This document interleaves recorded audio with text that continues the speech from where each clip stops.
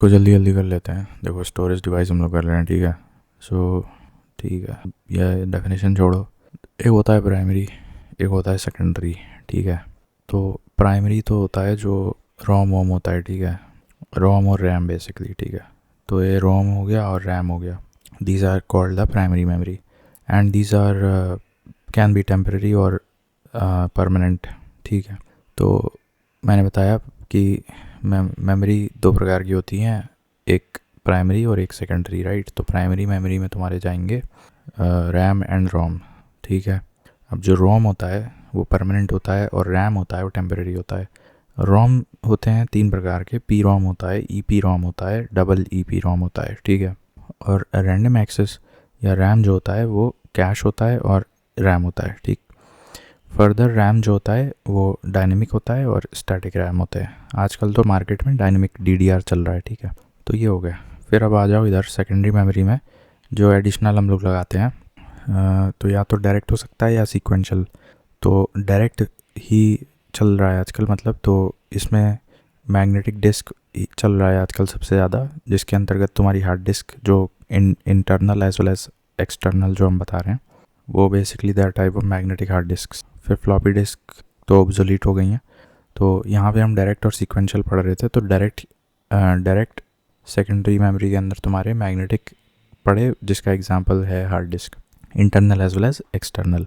Optical disk की बात करें तो यहाँ पे तुम्हारा CD आ जाता है, और CD ROM, CDR, DVD, digital versatile disk, कई बार इसका फुल फॉर्म पूछ सकते हैं, कॉम्पैक्ट डिस्क। और ब्लू रे डिस्क, BD भी होता है, BD यानी कि blu ray disk, that is also an example of optical disk, ठीक है। तो these are examples of optical disk. उसके बाद इलेक्ट्रॉनिक स्टोरेज डिवाइस में फिर आता है flash memory, that is pen drive या मेमोरी कार्ड, ओके। इतना हो गया, इतना ही इम्पोर्टेंट है।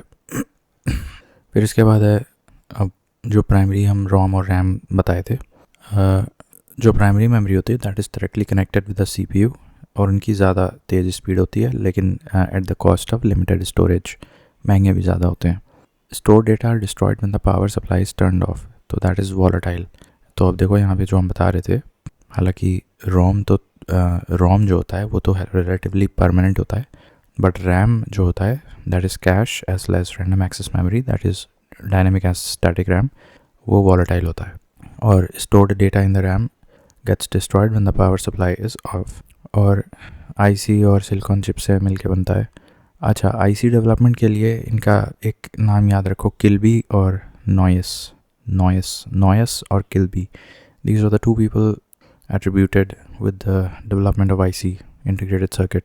और प्राइमरी मेमोरी की क्या खासियत होती हैं, इनकी जो प्राइमरी मेमोरी में जो स्मॉलर यूनिट्स होती हैं स्टोरेज की, उनको वर्ड्स बोलते हैं, और उनकी जो लेंथ कैपेसिटी होती है दैट इज़ 8, 16, 32, 64, इस प्रकार से।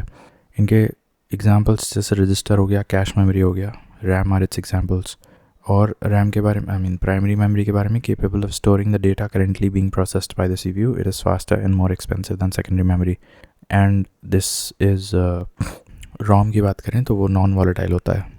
अब नॉन वॉलेटाइल में देखो हमने बताया था कि रोम होता है, एंड रोम के कितने प्रकार होते हैं। तो रोम तो जेनरिक टर्म है। अब इधर से देखो, पी रोम, EP रोम और डबल EP रोम। तो डबल EP रोम क्यों, दो बारी क्यों लिखा है, ठीक है। इसमें खासियत होती है कि इलेक्ट्रिकली, इसका फुल फॉर्म नहीं लिखा है यार, कहाँ गया, इलेक्ट्रिकली एनेबल्ड, इसका डबल E जो होता है, देख लेना एक बार, कंफर्म कर लेना। It is able to store new programs by removing the old programs by high electric potential. तो ये pen drive is its good example, ठीक है।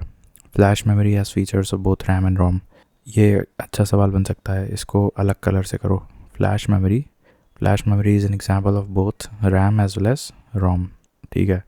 अब सिंगल EP रोम की बात करो तो क्या होता है वो, it is able to store new programs by removing the old programs by ultraviolet raise.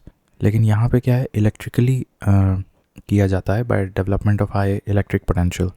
So you have to remove the older data, और सिंगल E वाले में you are removing the older data by use of ultraviolet radiations, whereas in double EPROM you're removing the older data by making use of high electrical potential, right? और दूसरी fact यहाँ पे important ये है कि flash memory has features of both RAM and ROM. P ROM की बात करें तो इसका है प्रोग्रामेबल रीड ओनली मेमोरी, ठीक है। और इसमें क्या है ठीक है, बस इतना फुल फॉर्म इतना इंपॉर्टेंट है, तो इतना हो गया रोम। फिर अब आगे देखो, the more bits of word length in the memory, the higher will be the speed of data transfer. Therefore, on increasing the word length in a machine, the speed increases. It can be compared to a road. The wider the road, the higher the speed. तो ये जो word length की बात हम लोग कर रहे थे, especially in case of primary memory, यहाँ पे primary memory, यहाँ जो हम लोग word length की बात कर रहे थे, ये 8, 16, 32, 64 टिपिकली इसी word length capacity की मिलती हैं। एंड जितना ये ज़्यादा होता है, that indicates that faster is the speed of process या RAM या primary memory, ठीक है। वही चीज़ यहाँ लिखी हुई है कि the more the bits of the word length in the memory, the higher will be the speed of data transfer. Therefore, on increasing the word length in a machine, the speed increases. फिर temporary और volatile की बात हम कर चुके, ठीक है।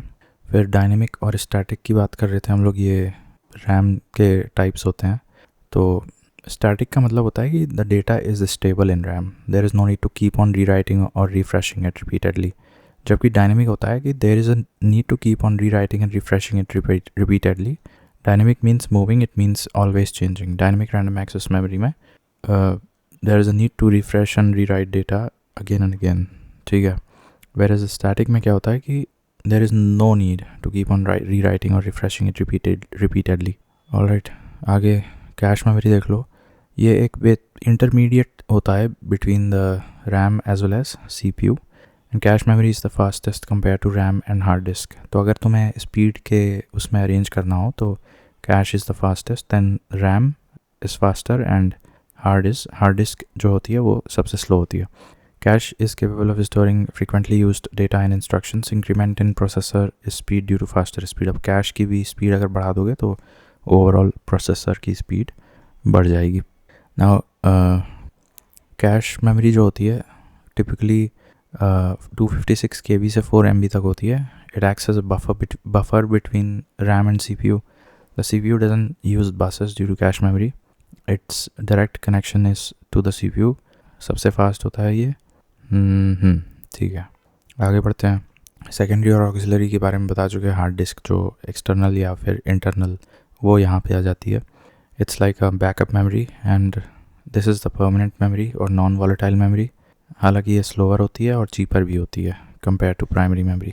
Now it is able to store large amounts of data, no effect on store data due to power supply interruption.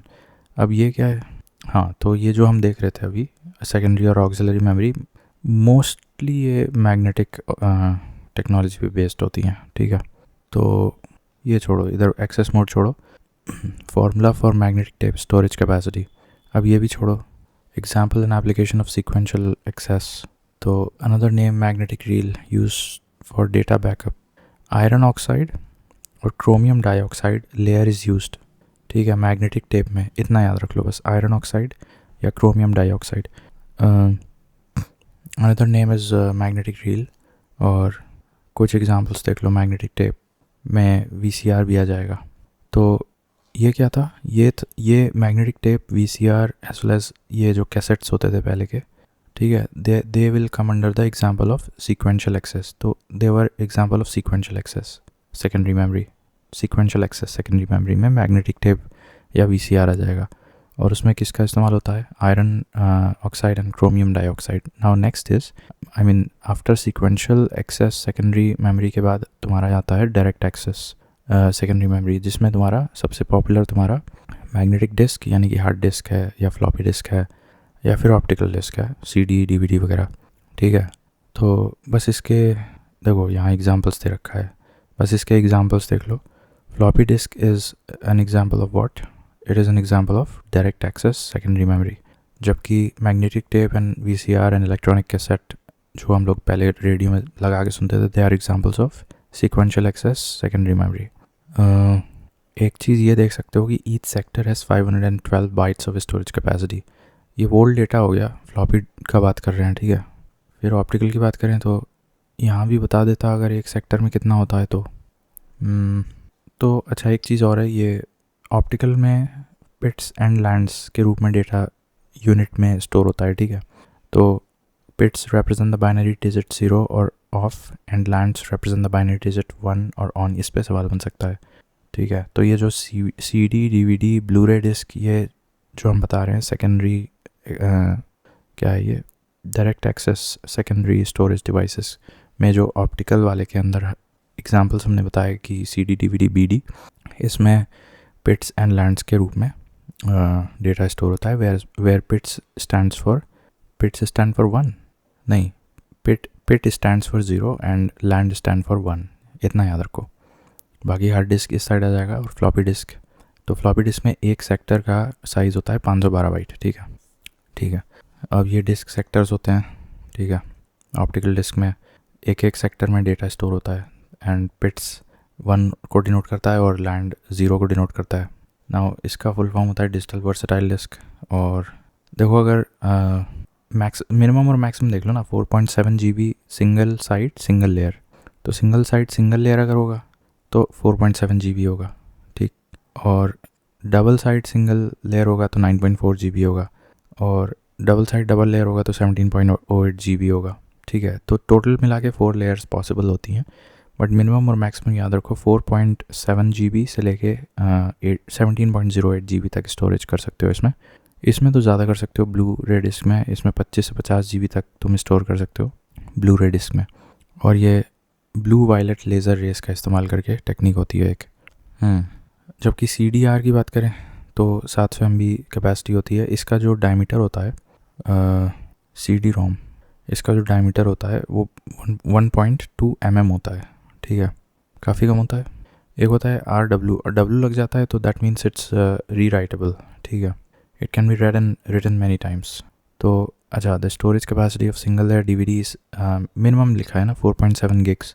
2 layer DVD, 2 layer मतलब कि दोनों तरफ है, तो फिर 8.5 gigs है 2 लेयर। तो बस सिंगल लेयर और 2 लेयर याद रखो। देखो यहाँ पे लिखा तो था सिंगल लेयर में 4.7 GB है, और यहाँ क्या है, 2 लेयर है, तो 2 लेयर है 8.5 GB है, लेकिन बोथ साइड्स सिंगल लेयर है तो फिर जस्ट डबल हो जाएगा 4.7 का, दैट इज़ 9.4 GB। लेकिन अगर सिंगल साइड 2 लेयर है तो 8.5 GB है, और मैक्सिमम तो 17 GB हो सकता है मोटा मोटा DVD में, राइट। देन अब ये क्या है, इलेक्ट्रॉनिक स्टोरेज डिवाइस। अब ये फ्लैश मेमोरी, और तो फ्लैश बेसिकली USB जो होता है, वो बताया था मैंने कि यहाँ पे इलेक्ट्रिकल हाई पोटेंशियल की मदद से इरेज किया जाता है डेटा। ठीक है, तो दैट इज़ डबल EPROM के कॉन्सेप्ट पे इस्तेमाल होता है। ठीक, अब वर्चुअल मेमोरी आ गया। ठीक है, अब ये डिफरेंसेस देख लो। ये तो हमको ऑलरेडी पता है। प्राइमरी तो बहुत तेज़ होता है, नैनो सेकेंड्स में होता है, जबकि ये मिली सेकेंड्स में होता है सेकेंडरी। और ये क्या है, एक्सेस टाइम, रोम रजिस्टर, कैश। तो इसमें देखो सबसे तेज़ किसका है, रोम का है। ये अच्छा है, मतलब रोम रजिस्टर, फिर उसके बाद रजिस्टर है, और उसके बाद जाके कैश का आता है, फिर कहीं रैम का आता है, फिर मैग्नेटिक डिस्क का आता है, और फिर ऑप्टिकल डिस्क का आता है। तो ये अच्छा है, ये ऑर्डर अच्छा है। और स्टोरेज भी मेरे ख्याल से इसी प्रकार से बढ़ती जाती है। ठीक है, तो सबसे कम स्टोरेज तुम्हारा रोम में है, फिर रजिस्टर में लगभग 200 बाइट आ जाता है। बट फ्लॉपी कह रहे हैं, कैश मेमोरी में मैंने बताया था कि 250 KB से 4 MB तक होता है। रैम में तो 16 GB तक हो जाता है, आज की डेट में 16 GB है, बट उस समय 4 GB। ठीक है, फिर मैग्नेटिक डिस्क, ये इसमें हार्ड डिस्क वगैरह एक्सटर्नल आ जाएगी, और ऑप्टिकल में ब्लू रे डिस्क वगैरह हैं। तो यहाँ पे मैग्नेटिक और ऑप्टिकल में ज़्यादा फास्ट कह लो, या ज़्यादा फास्ट कौन है, मैग्नेटिक ज़्यादा फास्ट है। एनीवेज, इसको हम समराइज़ कर दे रहे हैं। देखो, तो सबसे तेज़ हो गया रोम, फिर आता है रजिस्टर, और फिर आता है कैश, फिर आता है रैम। ठीक है, तो रोम, रजिस्टर, कैश, रोम, फिर रजिस्टर, फिर कैश, फिर रैम, फिर मैग्नेटिक डिस्क, फिर आता है DVD वगैरह, यानी कि ऑप्टिकल डिस्क। इसी ऑर्डर में तुम्हारा स्टोरेज कैपेसिटी भी बढ़ जाता है। ठीक है, अब ये बफर तो हम बता चुके हैं कैश की। ठीक है, ये क्या है, स्पूलिंग क्या होता है, इसका फुल फॉर्म होता है साइमल्टेनियस पेरिफेरल ऑपरेशन ऑनलाइन। इसका ये आ सकता है simultaneous peripheral operation online. Spool का होता है, it is used as a, spooling is nothing but using a buffer memory. It is a temporary storage area where the data to be printed is stored for a period of time. Sending a document to a buffer with high speed capacity before printing is called spooling. अच्छा, तो printing के समय होता है ये। अब ये क्या है, selection of computer memory for usages, ये तो हम बता चुके हैं ना। रोम सबसे क्या होता है, फास्टेस्ट होता है, ठीक है, बट इसकी स्टोरेज कैपेसिटी सबसे कम होती है। फिर रजिस्टर, फिर कैश, फिर रैम, फिर मैग्नेटिक, फिर ऑप्टिकल, राइट। और flash memory double E P ROM के कॉन्सेप्ट पे यूज़ होता है, ठीक है। Pen drive is an example of, या फिर memory card, they are basically flash memory. तो ये डबल ई पी रोम का इस्तेमाल करते हैं कॉन्सेप्ट का। And without slowing down the speed of data processing to achieve maximum utility at low cost, ठीक है। आगे बढ़ो। अब आते हैं प्रोसेसिंग डिवाइस सीपीयू पे, ठीक। क्या क्या है इसमें, ठीक है, let's take a break. Alright, तो अब यहाँ से करते हैं कंप्यूटर क्लॉक, ठीक है। In absence of power the time of the computer clock is remain reset by the CMOS and this, इसका फुल फॉर्म होता है complementary metal oxide semiconductor battery, ठीक है। And data processing speed depends on its clock. मैंने बताया था कि word length capacity के आधार पे डेटा प्रोसेसिंग स्पीड निर्धारित होती है। System clock, a timing device capable of generating a pulse और electric pulse to synchronize processing. The sooner it generates a clock pulse, the faster the speed of data processing. मोटा मोटा computer clock, despite of absence of power, electric power, this is the device that actually keeps the time for the computer, complementary metal oxide semiconductor or CMOS. Now word length, the number of digits to be taken by the computer for processing or bits. तो जैसे हमने देखा था 8, 16, 32, 64, ठीक है। जितना ज़्यादा होगा उतना तेज़ प्रोसेसिंग होगा। Increment in speed of computer due to increment in the word length. It's length is possible up to 8, 16, 32, 64 bits. 64 bit means the word length of computer is 64 bit. Okay, then parallel calculations. Multiple processors are able to perform multiple operations simultaneously at a time. Another name of parallel processing is parallel computing. Okay. Working capacity of CPU is increased by parallel processing. 2 or more processors are used to solve a single problem. System bus. Okay, then we have internal bus used to transmit data to internal device of the motherboard, and external bus used to transmit data to various external devices like peripherals, ports, expansion slots. तो internal bus होता है जो motherboard में होते हैं, different kinds of ports. External bus होता है जो बाहर के peripherals devices को जोड़ने के लिए होता है, ठीक है। Internal bus और external bus.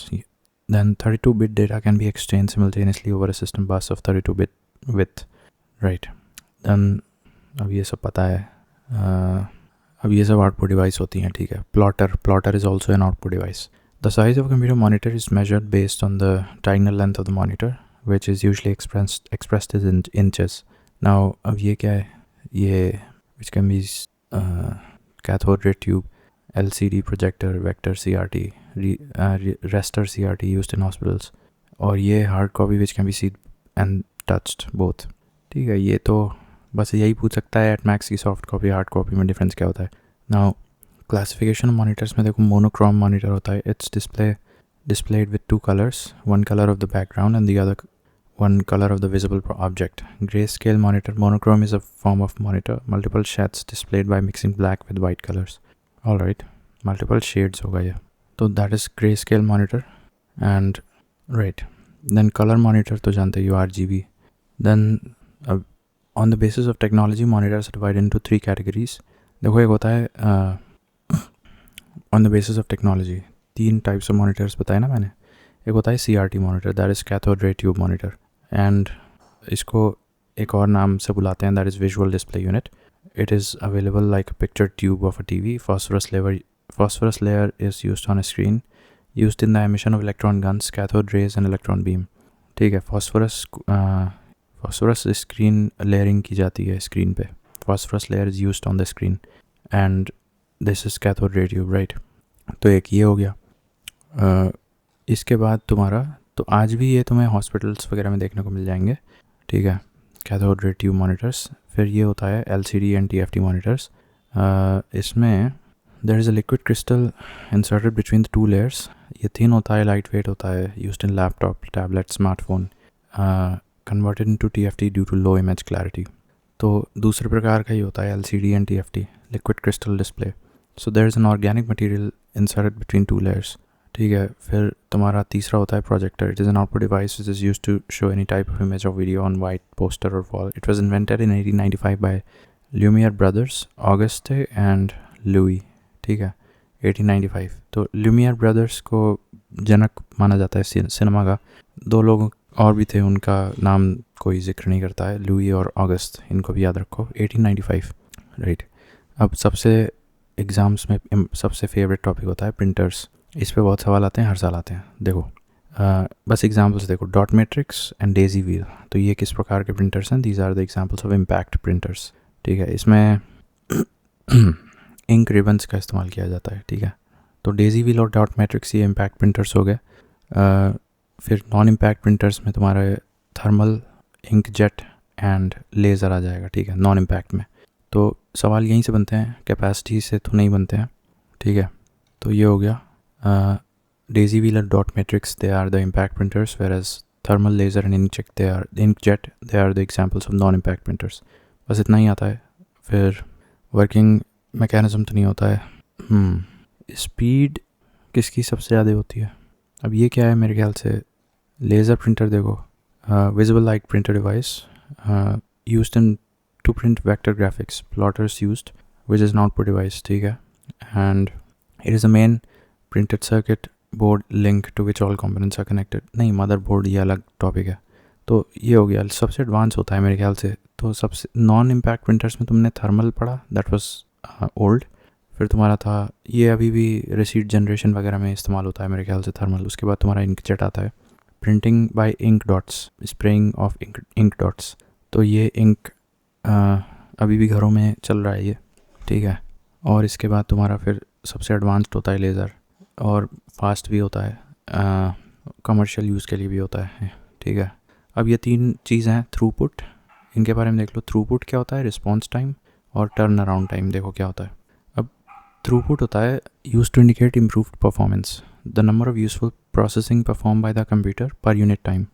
The number of useful processing performed by the computer per unit time, used to measure the performance of hard drive and RAM, internet and network connections, depends on the type of process network। ठीक है, throughput basically एक तरह से एक कह सकते हैं benchmark होता है जिससे हम नापते हैं performance of hard drive, RAM etcetera.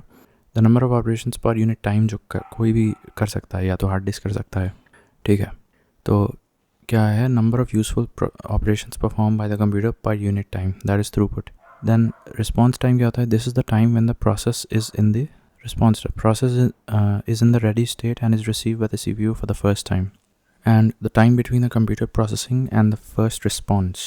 Response time should be short for better performance. ठीक है, वो तो ठीक है, but response time होता है basically the time between computer processing and the first response.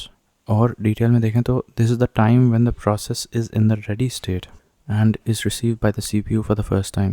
Okay, so yeah, यूँ कह लो कि the time between the computer processing and the first response, तो वो response time होता है। Then turn around time होता है the time between the work given to CPU and the result obtained after the process, the time taken by the CPU to complete a process or to fulfill a request, that is turn around time।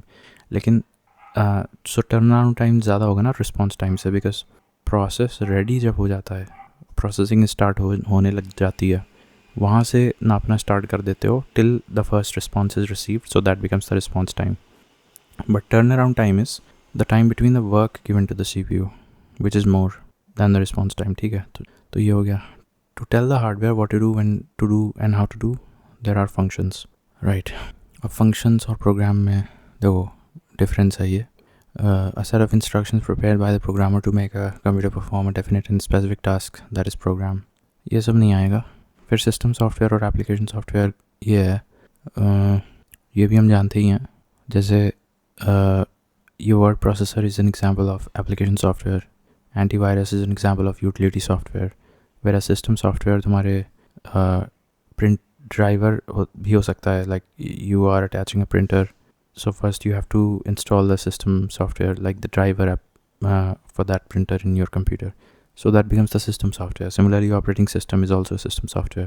Now if you want to insert Java, install Java, then you have to install another system software like a compiler, assembler, interpreter, तो वो भी system software में आएगा। तो यहाँ पे एक चीज़ हमें समझ में आई कि compiler, assembler and interpreter. These are examples of system software. ठीक है.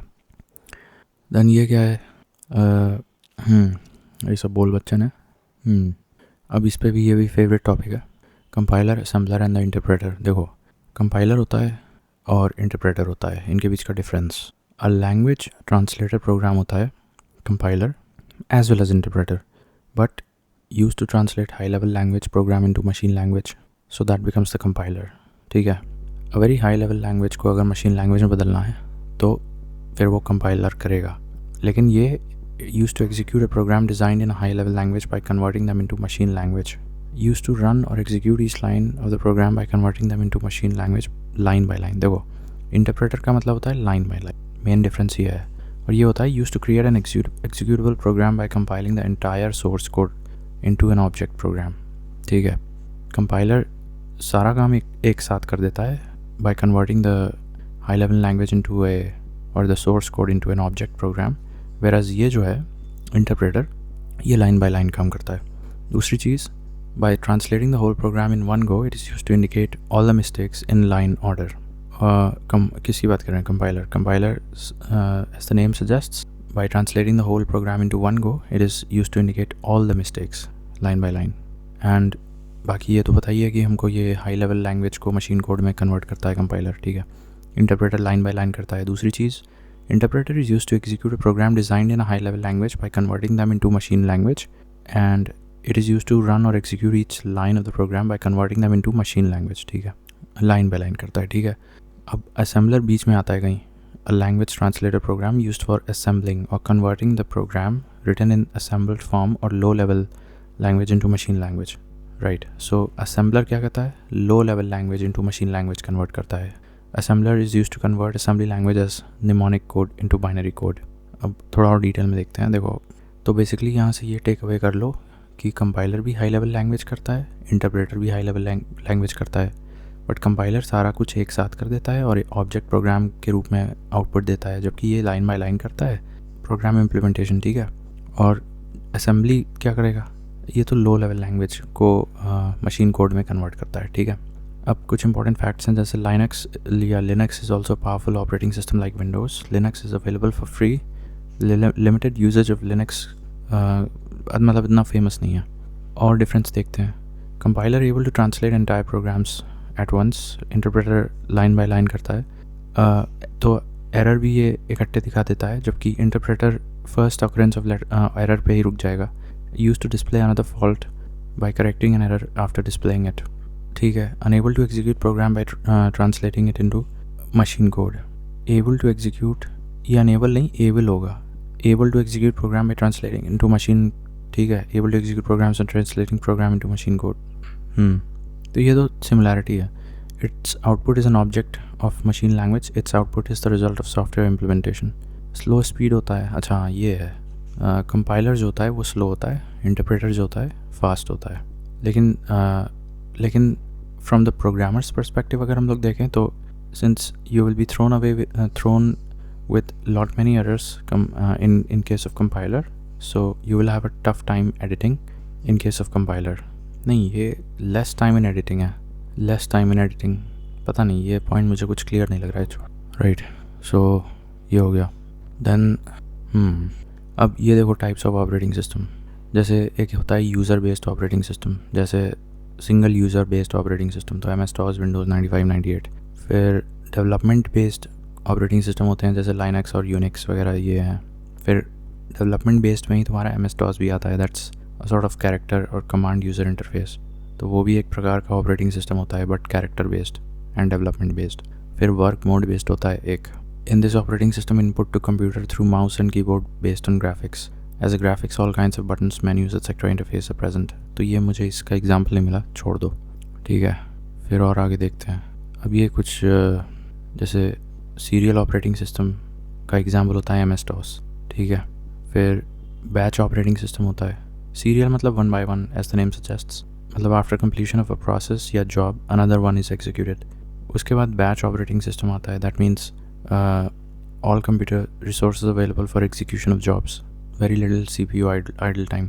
तो of course batch operating system will be faster than serial operating system. इनका इस्तेमाल पेरोल या बैंक सिस्टम स्टेटमेंट्स वगैरह में किया जाता है, ठीक है। कई जॉब्स को बेसिकली क्लब कर दे रहा है, ठीक है, इनटू वन बैच, ठीक है। तो ये हो गया batch operating system banks statements and payroll systems में। फिर आता है एम्बेडेड ऑपरेटिंग सिस्टम। ये operating system to use the processor located inside an electronic device like used in home appliances like microwave, washing machine. तो ये वो operating system है जो डिवाइस स्पेसिफिक है, ऐसे समझ लो। गाड़ी में स्टीरियो सिस्टम लगा है, उसका अपना एक ओएस होगा। माइक्रोवेव मशीन है, उसमें एक ऑपरेटिंग सिस्टम कोड लिखा होगा, तो वो that will fall under the embedded operating system, ठीक है। तो एम्बेडेड ऑपरेटिंग सिस्टम का अपना एक फर्मवेयर होता है, that is basically the code, और एक ड्राइवर होता है। फर्मवेयर होता है जैसे in case of future updates there is a part of code that can be rewritten and expanded later, तो that is firmware. Device driver first use करने के लिए इंस्टॉल करना पड़ेगा, ठीक है। अब माइक्रोवेव या गाड़ी का स्टीरियो सिस्टम है, तो उसको कहीं तो इंजन में ले जाके प्रोग्रामिंग की गई होगी, that is device driver as in embedded operating system. फिर नेटवर्क ऑपरेटिंग सिस्टम होता है, जैसे Microsoft Windows server 2003, that is an example of network operating system. 2008 भी आता है एक। फिर Unix, Linux, Mac OS X, ये these are also example of network operating system, ठीक है। फिर डिस्ट्रीब्यूटेड ऑपरेटिंग सिस्टम्स भी होते हैं, capable of running various applications using multiple processors.